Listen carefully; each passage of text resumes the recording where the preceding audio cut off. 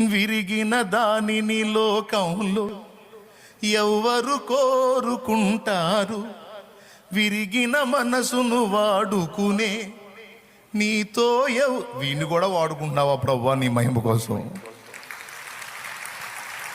హీనులను దీనులను జ్ఞానులుగా శ్రీమంతులుగా మార్చగలిగిన మంచి దేవుడవు నీవే యేసయ్యా. మార్చగలిగిన మంచి దేవుడవు నీవే యేసయ్యా. నీవు లేకపోతే నా బ్రతుకే లేదయ్యా.